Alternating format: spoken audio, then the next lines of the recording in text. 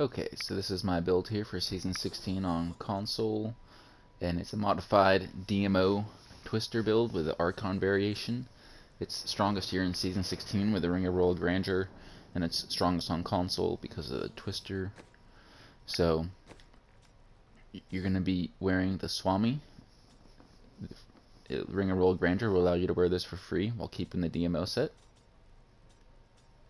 And then instead of Hirschbrag's binding, you're going to wear Fazula's Improbable Chain. So these two combined will allow you to have a 300% damage increase whenever you're out of Archon form. Or whenever you're in Archon form too, but the Archon damage doesn't really do much. So, but when you're out of Archon form, you'll have a 300% damage increase, which is pretty much just like a constant convention of elements. At the arcane, which is nice because we will not be using convention of elements. But still, having that 300% damage increase half the time is better than having it 1/4 of the time. Yeah, that's how I see it. And then, since we're using the since we're using Fazula's Improbable Chain, we're going to have a Hirschbrag's binding in here. Or you could have Hirschbrag's binding in there and Fazula's in here.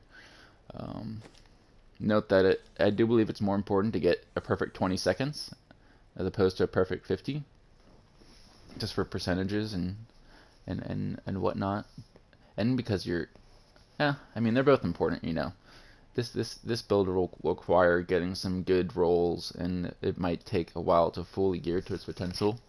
Because one thing that you're going to have to take into consideration with it is cooldown reduction,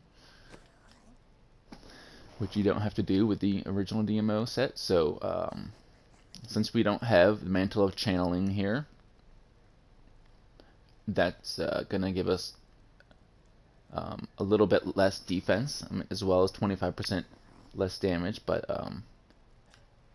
and our teleport we're subbing for Archon. That's the only part that's different.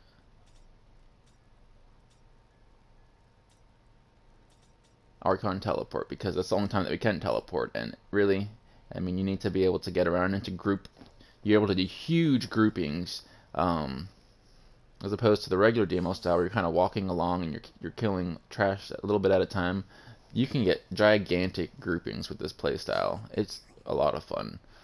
It's very bursty. If you're looking for a different change of pace, it's just a lot. Even though it's still DMO Twister, it feels a lot different. Just style of play. So everything else is the same, except for the teleport. We're using Archon teleport. So, and that teleport also gave us 25% damage reduction. Mantle of Channeling, 25% damage reduction. It's gonna have to be made up for somewhere. You know, we can't put any Ashnagars on. There's no room for them. So we had to take out Convention of Elements for Unity, losing the 50% damage from it, because I believe that you're still able to make up for it. I do believe so. And this, I think this build, especially in 2 players, where it's going to shine. But anyways, like I said, it's a little bit harder to gear out for. This is not an optimized build at all. These are terrible numbers, I know, but you're going to want to get some cooldown on here. You're going to want to get like at least 60, I think, like low 60s, or if there's like 1 or 2 seconds where you don't have your Archon stacks and you're waiting for your next Archon, I don't think it's the end of the world. But ideally, you like to have all the stats. You like to have crit, cooldown area. You know, a compass, you want to have crit, cooldown area. I don't have area. You want to have cooldown, or actually no, you want to have, I don't know here. See, this is where it's hard because you're losing. If you take cooldown here, you'll have to sacrifice a crit. So I don't know. This is where you have to play around with it, where you want to put cooldown in. But yeah, I have the evocation in here, and it's just part of the build. You know, this you'd want to see percent damage cooldown area. You're gonna need a lot of intelligence to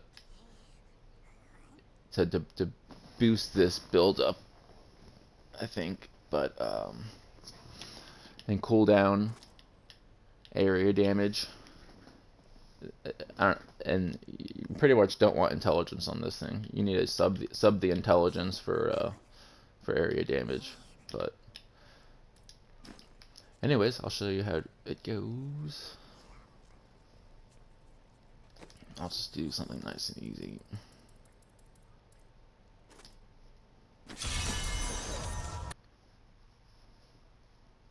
Embrace you.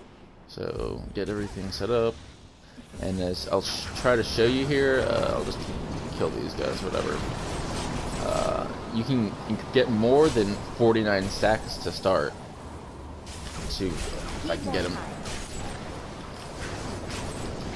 Start killing them and see. Look, I have 56 stacks. Oh, am I getting more? Because the Twister's still hurting him, and I'm doing all this more damage. So I got 57 stacks. So I'm not going to be doing 300 times damage when I come out. I'm going to be doing 343% more damage when I come out. Just because that little bit of whatever I did there. I'm playing terribly here. I'm just kind of messing around, maybe trying to show you some damage numbers. I don't know if they mean anything, but... Yeah, I'm not using my days at all. Just kind of... Need more arcane power. Anyways, the real power with this, when you're doing solo, would come in getting a conduit pylon, and you want to pop archon right when you pop the conduit, so you can get a bunch of kills in archon. So that was a bad one there. I didn't try to get... I only got like 5 extra kills from that. You see I have a 54 stack. 5 added to my 49 that my belt already has on it. But, yeah, I mean, it is... I feel like you'll have to do more fishing because you want a lot of density in this thing.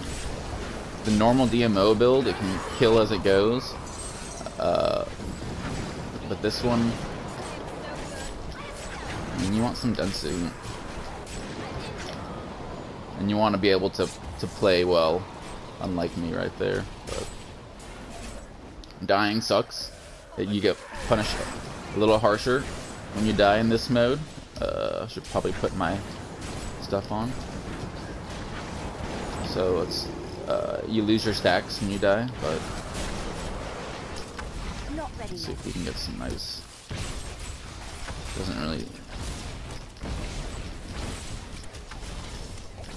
So I'll try to get targeted on a elite when I'm in this mode here. I get targeted on them.